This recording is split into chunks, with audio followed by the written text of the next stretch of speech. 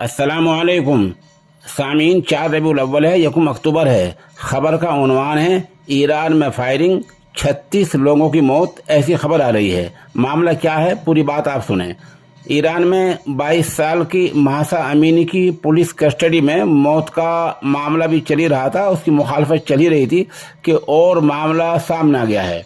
ये 24 घंटे पहली बात है जब ईरान के शहर जाहिदान में 15 साल की बलोच लड़की से रेप के यानी जीना की मुखालफत में प्रदर्शन हुआ है। इन्हें रोकने के लिए पुलिस ने फायरिंग की, जिसमें 36 लोगों के मारे जाने की खबर आ रही है। मुश्तइल लोगों ने सरकारी दफ्तरों और पुलिस स्टेशनों में, थानों में आग लगा दी है। जुमे के दिन नमाज के बाद बलोच समाज के लोग सड़कों पर उतर आए और उन्होंने नारेबाजी की। इसके बाद पुलिस ने फायरिंग की है। असमत दरी का इल्ज़ाम पुलिस कमांडर पर। पिछले हफ्ते एक पुलिस कमांडर पर एक 15 साल की एक बलोच लड़की के साथ इस जिना की आरोप लगे थे। असमत दरी का इल्ज़ाम लगा था। ईरान के चीफ सुन्नी धर्मगुरु यानी वहाँ के मजहबी रहनुमा मौलवी अब्दुल हमीद ने इस लड़की से जिना की रेप की तस्दीक की थी। ईरान के जनूबी शहर सीस्तान और बलोचिस्तान सूबे में सुन्नी बलोच आबादी रहती है।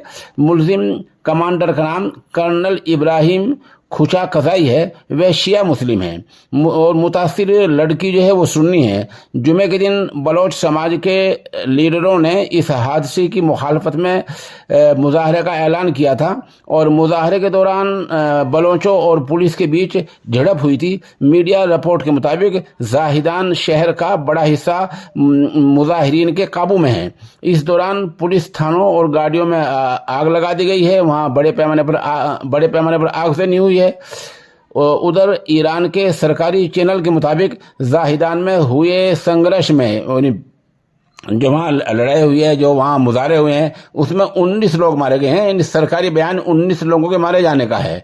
इनमें जो सिक्योरिटी के जवान भी शामिल हैं और यहाँ हथियारबंद समूह ने यानी मुसल्लह समाज ने, मुसल्लह हथियारबंद लोगों ने एक पुलिस थाने पर हमला किया है और इसके बाद सिक्योरिटी गार्डों ने जवाबी कार्रवाई की है, जवाबी फायरिंग की है। सिस्तान और बलोचिस्तान सूबे के रिवोल्यूशनरी गार्ड इंटेलिजेंस चीफ के हमले में मौत हो गई है और मुजाहरा और तशद्दुद के बाद सरकार ने जाहिदान में इंटरनेट की खिदमत बंद कर दी हैं।